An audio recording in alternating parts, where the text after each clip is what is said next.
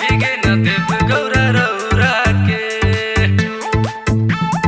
रौरा के। चलो चलो बाबा बैद्यनाथ की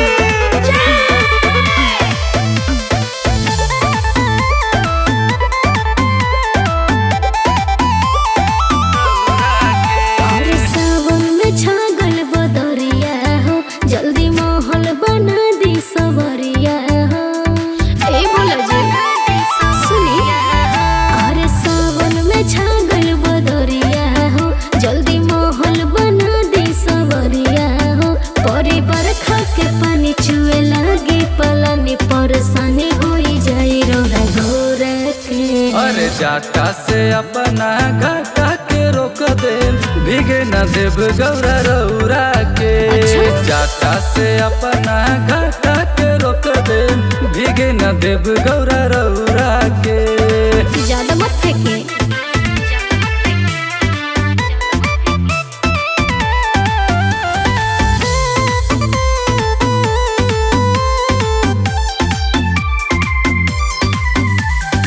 रहुआ तो सावन में गजा भांग खाते, रहबे स्वामी भकुआइल जी। हमरे झेले परी परेशानी, आधे पानी जब आए जी। हम जानतनी नु जब तीसरा नयन हम खोल दे हो, मेघा रुक जइहे एक बेर बोल दे हम हो।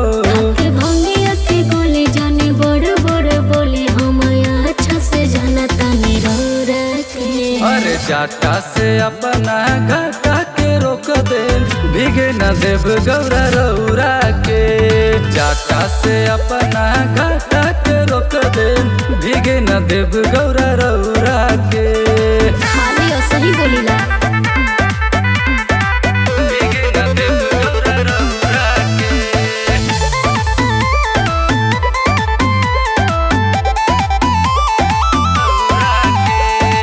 लेके मुस घुस जाता गणेश, रौरे संगे जंगल में। बरसे बदरिया भींगिला हो, रौआ तो रहिले मंगल में। बड़ी परेशानी होला। गुस्सा करो जनी महल बनवाई दे हो, गौरा पहाड़ा एसी लगवाई दे हो। जल्दी एको बूंद पानी हो परल भोले दानी, हम छोड़ के चले जाए रौरा के। अरे जाटा से अपना घाटा के रोक दे, भीगे न देव गौरा रौरा के। जाटा से अपना घाटा के रोक दे, भीगे न देव गौरा रौरा के।